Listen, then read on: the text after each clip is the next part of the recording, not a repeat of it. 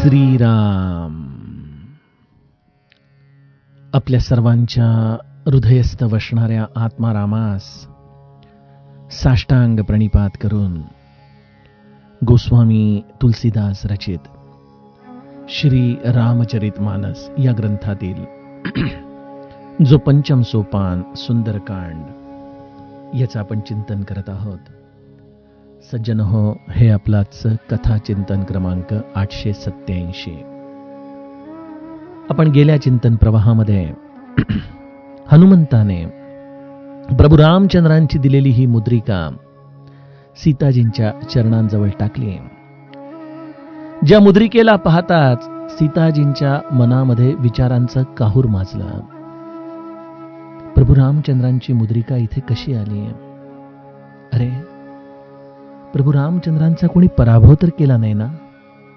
छे छे, हे कसं शक्य आहे?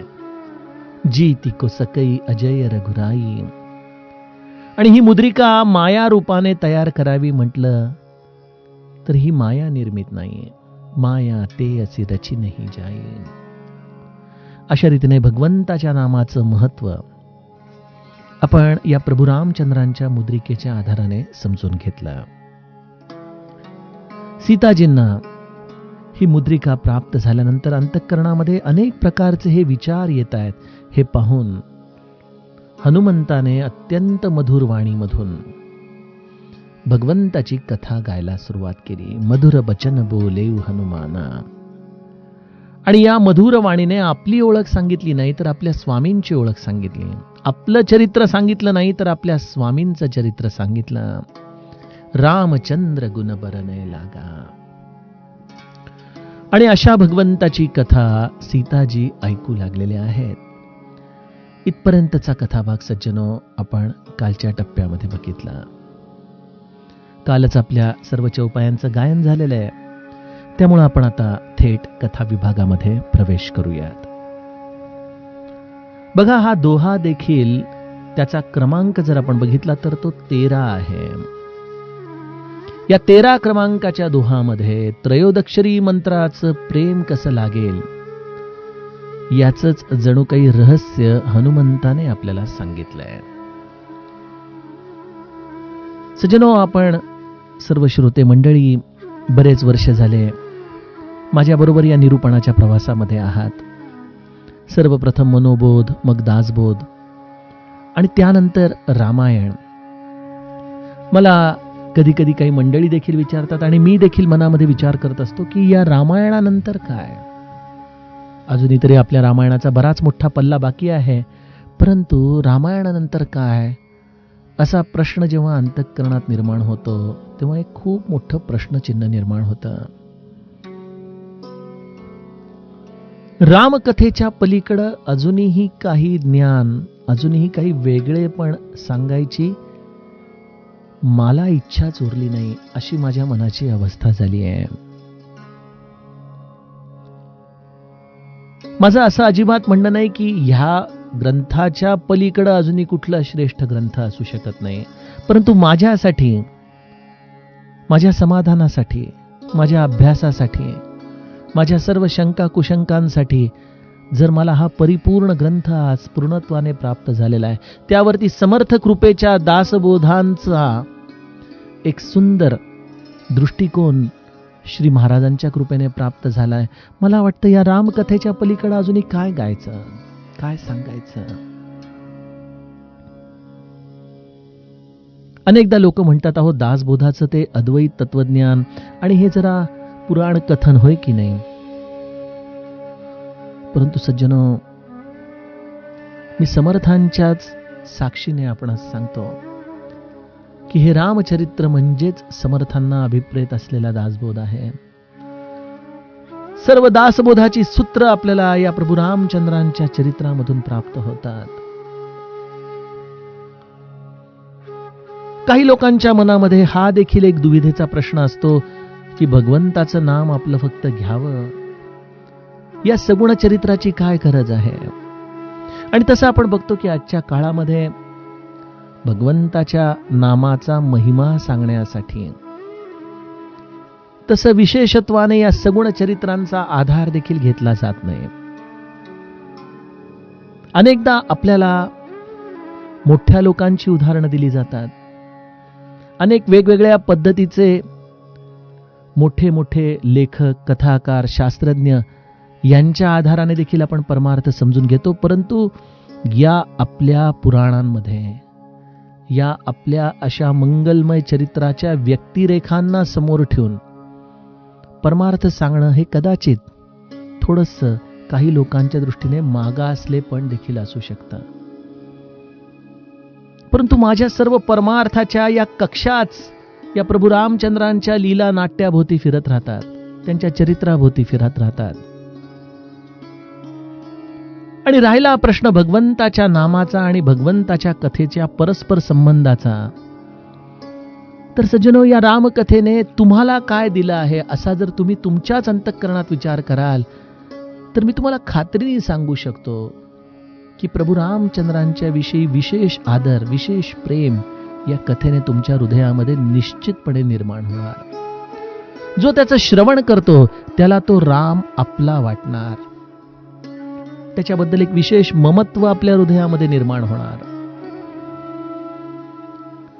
आणि बघा, ममत्वाचा गुणधर्म असा असतो की त्या ममत्वापोटी त्या व्यक्तीचं नाम घेताना देखील कंठ दाटून येतो. इथं यंत्र राहू शकत नाही, भावना शून्य अवस्थेमध्ये नामस्मरण कोणी करूच शकत नाही.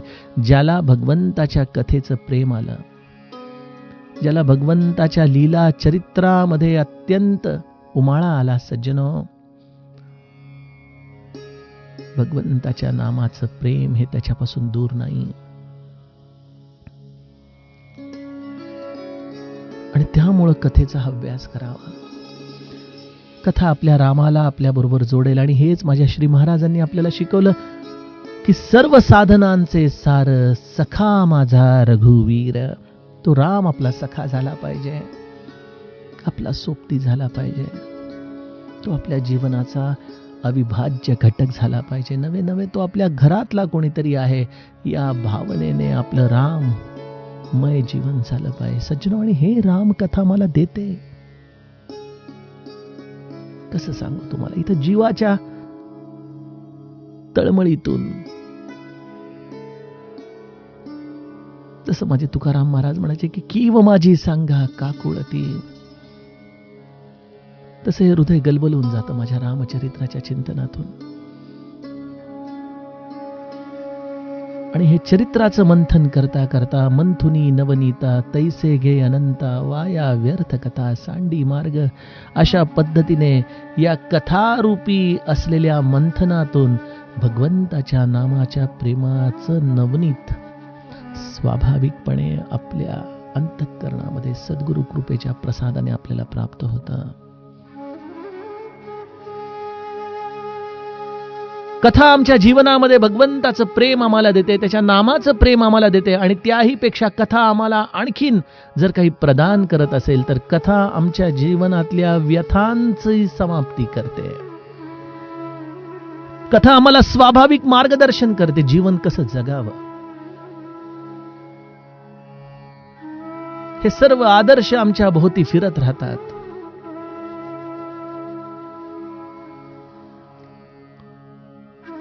आपल्याच अंतःकरणात असलेल्या या रामायणाच्या सर्व पात्रांशी आपलीच ओळख होते. वेळ प्रसंगी होणारी मंथरा देखील आपल्या हृदयातली आपल्याला जाणवते.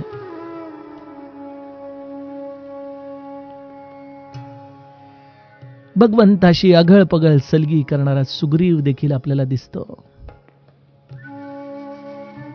आणि आपल्यालाच एक स्वतःच्या मध्ये विश्वास येऊ शकतो की जर हे सर्व पात्र आहेत तर निश्चितपणे ज्या शरणागतीच्या आधाराने विभीषण राममय झाला, ज्या शरणागतीच्या आधाराने हनुमंत प्रभू रामचंद्रांचा सर्वोत्तम दास झाला, ते देखील या मानवी जीवनामध्ये प्राप्त करण्याची कला आपल्याला साध्य होऊ शकते. हे सर्व कथेचं देणं आहे. कथा आपल्या सर्व व्यथांची समाप्ती करते. आणि हेच सीताजींच्या बाबतीमध्ये देखील झालंय. मनामध्ये असंख्य विचार आहेत की ही मुद्रिका आली कशी, कोणी आणली. आणि इथं हनुमंताने या सर्व प्रश्नांच्यासाठी एकच उत्तर केलं, रामचंद्र गुण बरनय लागा. प्रभू रामचंद्रांच्या गुणांचं गायन, त्यांच्या कथारूपाचं गायन हनुमंताने करायला सुरुवात केली. आणि त्या कथेचं श्रवण करता करता सुनत ही सीता कर दुःख भागा. सीताजींच्या दुःखाला जणू काही आता तिथं स्थिर राहणं शक्यच नव्हतं. जशी रामाची कथा सीताजींच्या कानावरती पडू लागली तशी तशी सीताजींच्या अंतःकरणातली दुःखमय अवस्था पळून जाऊन तिथे एका विलक्षण आनंदमय स्थितीची निर्मिती झालेली आहे. बघा, हरिपाठाच्या अंतिम टप्प्यामध्ये जो तुकाराम महाराजांचा अभंग आहे त्यामध्ये जगद्गुरु तुकाराम महाराज म्हणतात की असावे एकाग्र स्वस्थ चित्त मन, उल्हासे करुण स्मरण जीवे. हा उल्हास, ही प्रसन्नता आपल्या अंतःकरणात असली पाहिजे. पूज्य ब्रह्मानंद महाराज एकदा बुंदीचे लाडू वळताना साखरेचं पाणी हाताला लावून बुंदीचे लाडू वळत होते. तेव्हा त्यांनी त्या दृष्टांतावरून लोकांना सांगितलं की भगवंताचं नाम घेताना देखील असंच आपलं आनंदमय वृत्ती, उल्हासमय वृत्ती घरावी आणि मग या आनंदाची साधना करावी. एक स्मित हास्य असावं बघा, एक आनंदाची स्थिती असावी नामामध्ये, साधनेमध्ये. बघा, आपल्या सर्व देवतांच्या चेहऱ्यावरती कधी आपण संताप आठी बघितली आहे का? प्रत्येक देवतेच्या असलेल्या या सुंदर जीवणीवरती, या ओठांवरती एक सुंदर स्मित हास्यच असेल. हे काय दाखवतं आपल्याला? की ही अंतरंगाची प्रसन्नता जणू काही चेहऱ्यावरती उमललेली आहे. अशा प्रसन्नतेने, अशा एकाग्र उल्हासमय अंतःकरणाने भगवंताची साधना करायची असेल तर त्यासाठी एकच उपाय आहे, नित्य कथेचा हव्यास करावा, नित्य कथा श्रवण करावी. कथा तुमच्या साधनामध्ये तुम्हाला कधी दुश्चित्त होऊ देणार नाही. कथा तुम्हाला तुमच्या साधनेपासून कधी भरकटवणार नाही. कथा तुमच्या अंतःकरणामध्ये या बुंदीच्या लाडू वळण्यासाठी लागणाऱ्या साखरेचं काम करेल. सुनतही सीता कर दुःख भागा.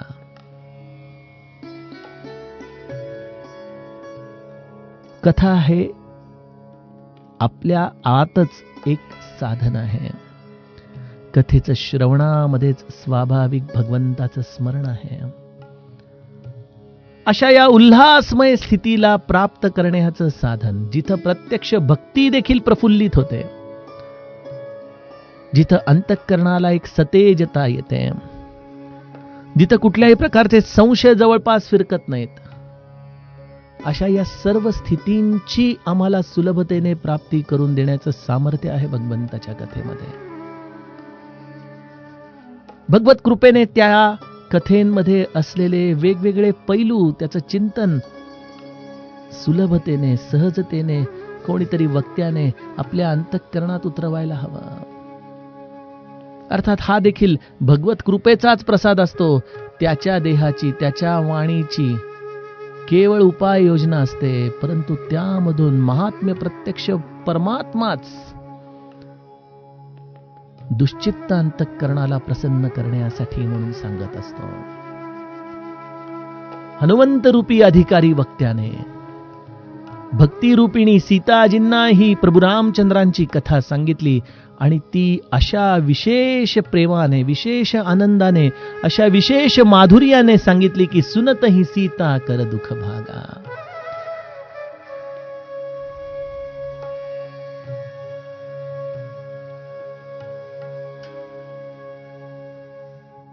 कथेची फलश्रुती काय सज्जनो? आपण जर एखादी भगवंताची कथा ऐकली आणि आपण म्हटलं की कान तृप्त झाले बाबा ऐकून, ठीक आहे, लौकिक अर्थाने लोक एखादी गोष्ट खूप छान असेल तर असा शब्द प्रयोग करतात, परंतु एक लक्षात घ्या की जर कथा ऐकून कान तृप्त झाले तर आपण कथा ऐकलीच नाही. कारण की कथा तृष्णा निर्माण करते, पुन्हा कधी ऐकायला मिळेल.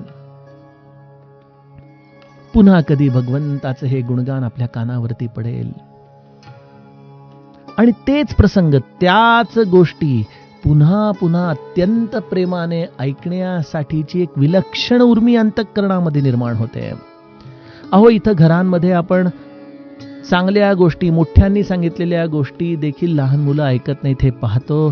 परंतु कथेचं महात्म्य असं आहे की त्रेतायुगामध्ये घडलेली ही कथा आजही अत्यंत प्रेमाने, आदराने ऐकण्याची धडपड जणू काही प्रत्येकाच्या हृदयामध्ये ही कथा निर्माण करते. त्यामुळे कथेची फलश्रुती हीच की पुन्हा कथा ऐकायला मिळावी, पुन्हा ते सद्भाग्य आपल्या जीवनामध्ये यावं. प्रत्यक्ष जिथं सीताजी देखील लागी सुनय श्रवण मन लाही, अशा पद्धतीने आपलं सर्वस्व प्राण ओतून या भगवंताच्या कथेचं ती श्रवण करू लागली. कारण खरी तृष्णा लागली होती. इथं केवळ रावणाचे कटू वचन होती, इथं या राक्षसिणींची भेदकता होती, इथं केवळ दुःख होतं. अशा या दुःखरूपी वणव्यामध्ये या पडलेल्या एका विलक्षण दुःखमय स्थितीच्या खड्ड्याला भरून काढण्याची जर कशामध्ये क्षमता असेल तर ती भगवंताच्या कथेमध्ये आहे. आणि जसं मनुष्याला औषध मिळाल्यानंतर स्वाभाविकपणे ते घ्यावं आणि आपल्या आरोग्याला सांभाळावं ही स्थिती त्याच्यामध्ये निर्माण होते, त्याचप्रमाणे कथा देखील आमच्या या त्रितापांच्या दाहामध्ये होरपळत असलेल्या जीवाला समाधान प्रदान करते. आणि अशा समाधानाची चव लागली ना की कथेपासून कोणी लांब जाऊच शकत नाही. तिथं कथेचं श्रवण कर असा कोणाला उपदेशच करावा लागत नाही. कारण कथेच्या ठिकाणी जाऊन बसल्यानंतर जसा मुंगळा गुळ्याला चिटकावा त्याप्रमाणे लोकांचे श्रवण करण्याची भूमिका कथेमध्ये तयार होते. अर्थात हे फार पूर्वपुण्याईने घडणाऱ्या गोष्टी आहेत. हे प्रत्येकाच्या बाबतीमध्येच घडेल याची खात्री देता येत नाही. परंतु ज्याचं चित्त शुद्ध आहे, ज्याला भगवंताच्या दर्शनाची खरी आवड निर्माण झालेली आहे, त्याच्यासाठी कथे इतकं आनंददायक दुसरं काहीच नसतं. अशा कथेमध्ये त्या श्रवणासाठी अत्यंत मनापासून अनुशासनाने हा श्रोता त्या कथेच्या शब्दांमध्ये जणू काही प्राण एकवटून त्याला ऐकू लागतो. आणि हनुमंताने कथा कशी ऐकवलेली आहे? संक्षेपामध्ये नाही, तिथं कुठलंही व्यासपीठ नाहीये, परंतु तरी देखील हनुमंताने सर्व कथा आदि हुते सब कथा सुनाई.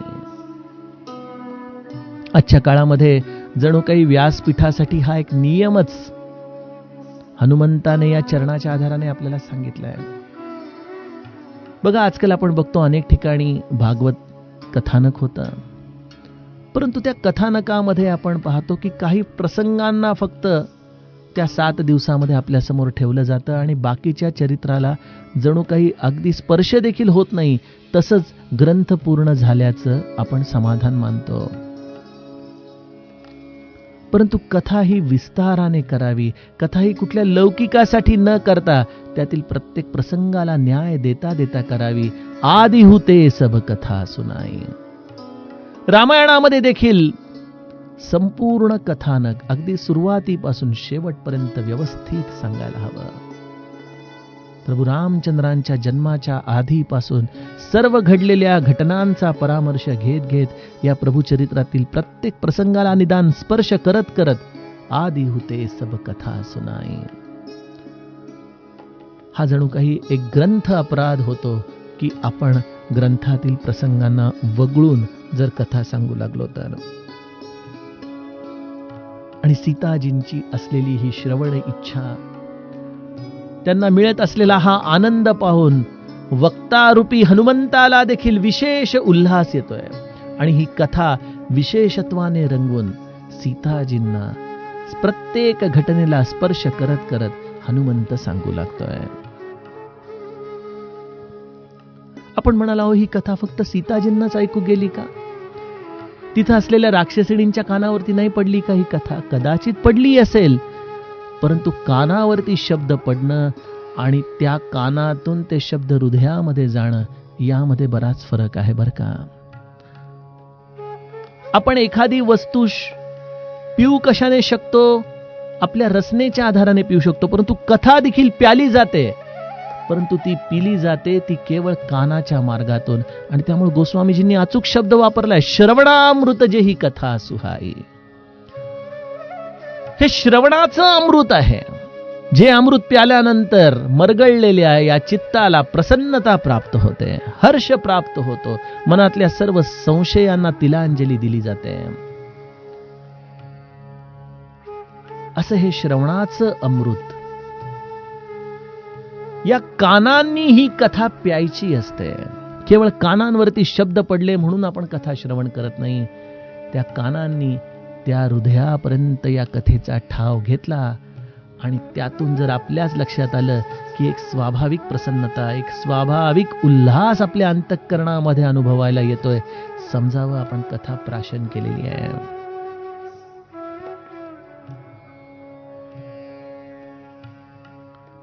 आणि असं श्रवणामृत आपल्या हृदयामध्ये जाण्यासाठी आपलं हृदय मोकळं करून कथेच्या श्रवणाला बसावं. पूर्वग्रह दूषित भूमिके म्हणून केवळ हा कथा श्रवण करायला आपण जर बसलो तर कदाचित आपल्या पदरी काहीच पडणार नाही. श्रवणाचे हे महात्म्य आहे की या प्रत्येक गोष्टीला, प्रत्येक प्रसंगाला आपण नव्याने ऐकत आहोत आणि प्रत्यक्ष परमात्मा या व्यासपीठाच्या निमित्ताने आपल्याला ती कथा सांगत आहे. या भावनेतून आपण श्रवण करावं. मी निश्चित खात्रीने सांगतो, त्यावेळेला कथा श्रवण होणार नाही, कथा तुम्ही प्राशन कराल.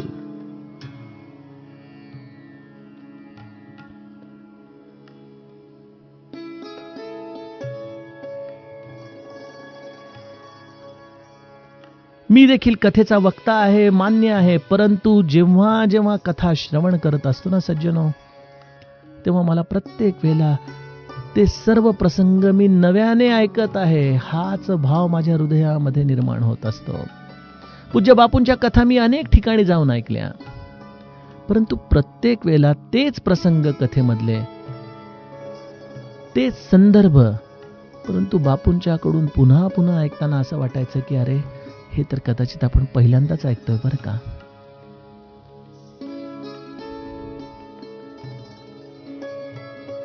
हे श्रवणाचं फळ आहे सज्जनो, हे श्रवण अमृत आहे.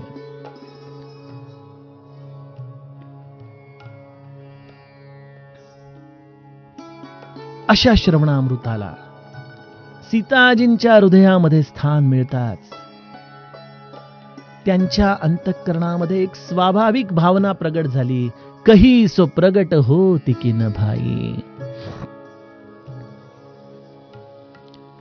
हे प्रभो, आपण कोण आहात? हे बंधो, आपण एवढी सुंदर कथा सांगत आहात, कुठं आहात आपण? मला दिसत का नाही? कही सो प्रगट होती की न भाई. इथं बघा, ही अर्धचरणाची अवस्था दोघांनाही लागू पडते. कथेच्या वक्त्याला देखील लागू पडते आणि कथेच्या श्रोत्याला देखील लागू पडते. कशी? पहिल्यांदा कथेच्या श्रोत्याच्या भूमिकेतून पाहूत. जेव्हा तुम्ही कथा मनापासून ऐकता, ते श्रवणामृत आपल्या हृदयामध्ये प्राशन करतात, त्याची फलश्रुती काय?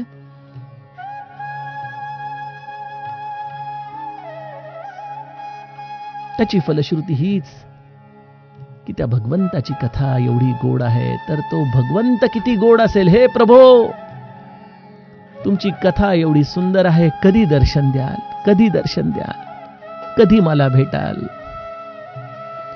कथा तुमच्या अंतःकरणामध्ये भगवत दर्शनाची तळमळ लावेल, गोडी उत्पन्न करेल. तुम्हाला या कथेच्या माध्यमातून पुन्हा पुन्हा भगवंतावरती प्रेम करायला लावेल आणि सतत वारंवार एकच प्रश्न विचारेल की हे प्रभो, तुझं दर्शन होईल का रे? तू कधी आम्हाला दिसशील? कथेच्या श्रोत्यांना भगवत दर्शनाची ओढ कथा लावते. दुसरी गोष्ट, जो कथेचा व्यास आहे, जो कथेचा वक्ता आहे, ज्या वक्त्याकडून ही भगवत कथा ऐकलेली आहे, त्याच्याविषयी विशेष प्रेम कथा निर्माण करते. आपण ओढले जातो अशा संतांच्याकडं.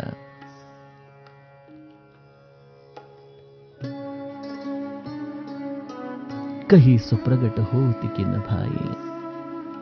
नित्य त्यांच्या सहवासात राहावं, नित्य ही कथा श्रवण करत राहावी, या भगवंताचं गुणसंकीर्तनच ऐकावं अशी मनाची स्वाभाविक ओढ कथा श्रोत्याच्या मनामध्ये निर्माण करते. आता कथा वक्त्याच्या दृष्टीने ही चौपाई कशी वाचायची? कही सुप्रगट होती की न भाई. बघा, श्री महाराजांचं एक वाक्य आहे की आत्मज्ञान संपादन करावं एखाद्या ग्रामीण भागात, एखाद्या कोचावरती जरी आपण जाऊन पडून राहिलो तरी समस्त जग तुम्हाला शोधत येईल. आणि हे संतांच्या बाबतीत घडलेलं आहे. श्री महाराजांचं चरित्र काय, गोंदवल्यासारख्या एवढ्या दुर्गम ठिकाणी त्या काळामध्ये देखील अनेक मोठी मंडळी श्री महाराजांना शोधत आली. गुरुदेव रानड्यांचं निंबाळ काय, किंवा त्यासाठी कुठल्याही संताचं आपण स्थान बघावं जे लौकिकापासून दूर आहे, परंतु भक्तीची पूर्ण कृपा झालेली आहे. आणि ती पूर्ण कृपा होताच ते जरी कुठेही असले तरी कही सुप्रगट होती की न भाई. ह्या जगाच्या व्यासपीठावरती या भक्तीने त्या वक्त्याला उभं केलेलं आहे, त्या वक्त्याला प्रगटवलेलं आहे. गरज आहे त्या भक्तीच्या पूर्ण कृपेच्या संपादनाची.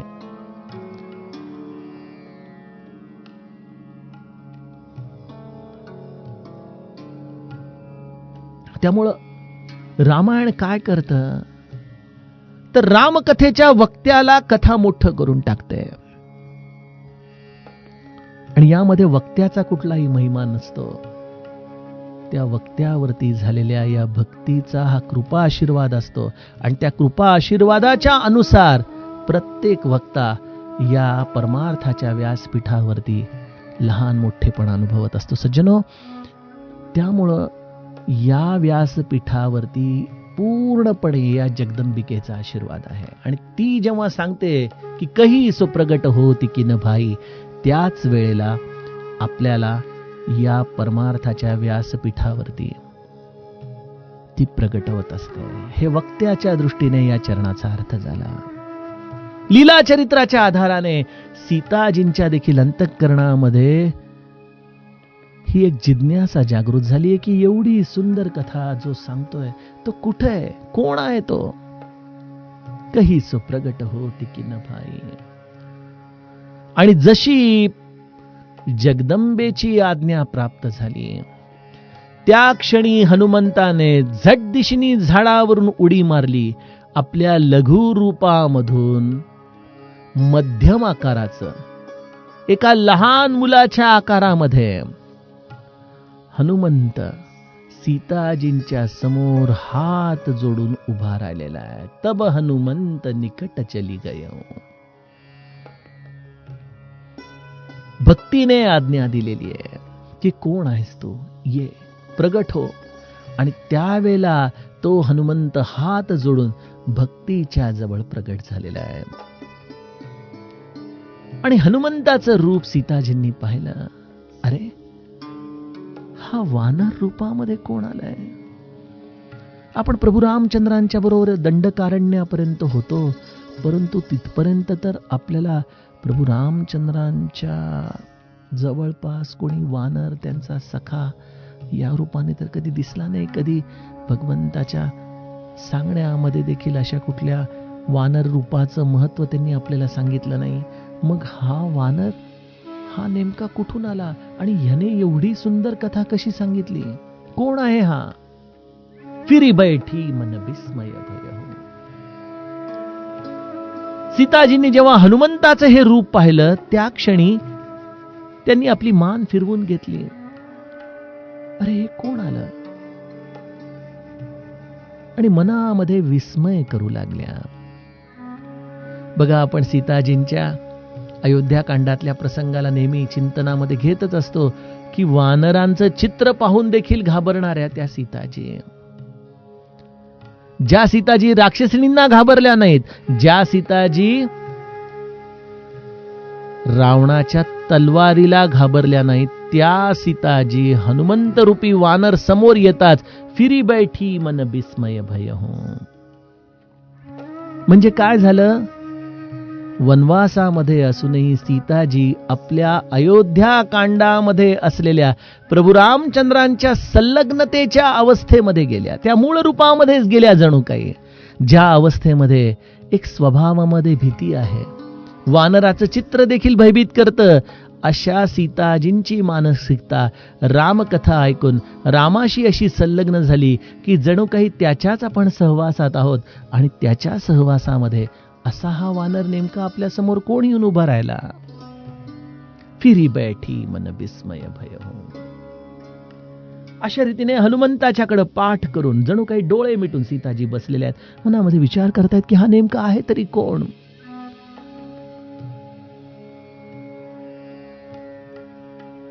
आणि सीताजींची ही अशी अवस्था पाहून हनुमंतच आपल्या स्वतःची ओळख सीताजींना सांगू लागतोय. कोण आहे मी? रामदूत मैं मातु जानकी, सत्य सपथ करुणा निधान की. हे आई, हे जानकी माते, ऐक, मी रामाचा दूत आहे. आणि हो आई, माझ्या शब्दांवरती विश्वास ठेव बरं.